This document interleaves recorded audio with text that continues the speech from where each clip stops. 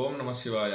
మనకు ఆరోగ్యం బాగుండకపోతే సూర్యుడికి సంబంధించి సూర్యారాధన చేసుకోవటం లేదా సూర్య నమస్కారాలు చేసుకోవటం, సూర్యుడికి సంబంధించిన శ్లోకము రోజుకు 108 సార్లు చేసుకోవటం ద్వారా ఆరోగ్యం బాగుంటుంది. ముఖంలో అందము, కళ ఇవన్నీ కూడా సూర్యుడి ద్వారా వస్తాయి. అలాగనే తండ్రిని గౌరవించడం ద్వారా సూర్య అనుగ్రహం కలిగి ఆరోగ్యం బాగుంటుంది. ఇవన్నీ కూడా సూర్యుడి ఆరాధన ద్వారా సూర్యుడికి జపం చేసుకోవటం వల్ల, నమస్కారం చేసుకోవటం వల్ల ఇవన్నీ కలుగుతాయి. జపా కుసుమ సంకాశం కాశ్యపేయం మహాద్యుతిం తమోరిం సర్వ పాపఘ్నం ప్రణతోస్మి దివాకరం. ఈ శ్లోకానికి అర్థం తెలుసుకుందాం.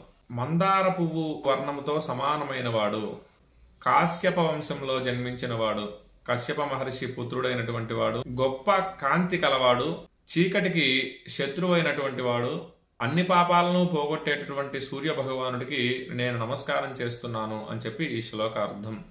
ఈ శ్లోకాన్ని రోజుకు 108 సార్లు చేసుకోవటం వల్ల మనం ముందు చెప్పుకున్న బాధలన్నీ కూడా పోతాయి.